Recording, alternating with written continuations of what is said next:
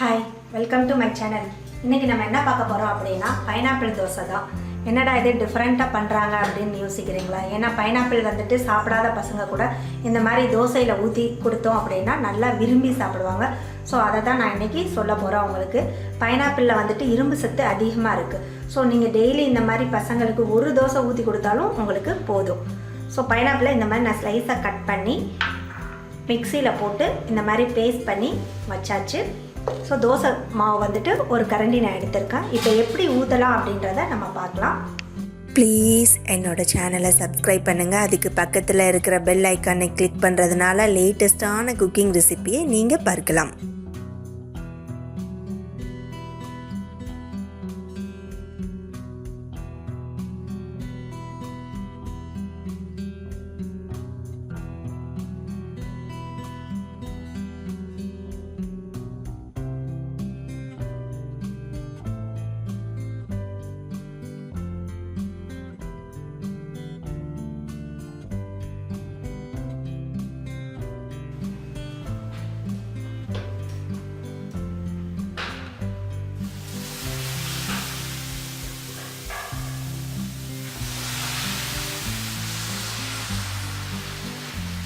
இந்த தோசை வந்துட்டு ரொம்ப ஸ்வீட்டாகவும் இருக்கும். ஸோ நீங்கள் ஈஸியான ரெசிபி தான், ட்ரை பண்ணி பாருங்கள். ட்ரை பண்ணி பார்த்துட்டு எனக்கு கமெண்ட் பண்ணுங்கள்.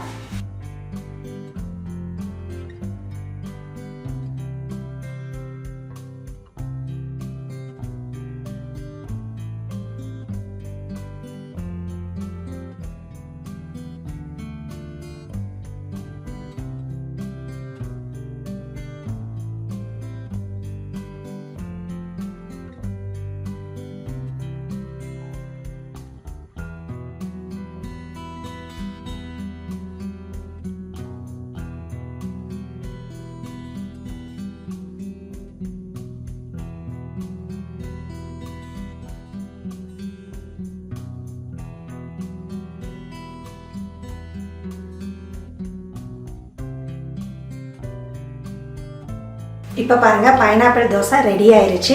இது ஈஸியான ரெசிபி தான், நீங்களும் ட்ரை பண்ணி பாருங்கள். ட்ரை பண்ணி பார்த்துட்டு கமெண்ட் பண்ணுங்கள். என்னோடய வீடியோ பிடிச்சிருந்தா என்னோட சேனலை சப்ஸ்கிரைப் பண்ணுங்கள், லைக் பண்ணுங்கள், ஷேர் பண்ணுங்கள், கமெண்ட் பண்ணுங்கள். நம்ம அடுத்த வீடியோவில் பார்க்கலாம் ஃப்ரெண்ட்ஸ். இப்போ அதை எப்படி இருக்குன்னு டேஸ்ட் பண்ண போகிறாங்க.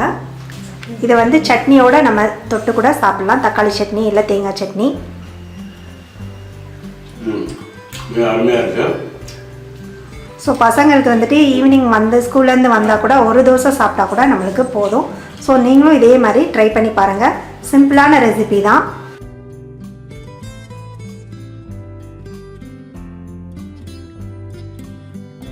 நம்ம அடுத்த வீடியோவில் பார்க்கலாம் ஃப்ரெண்ட்ஸ். Thank you, bye bye.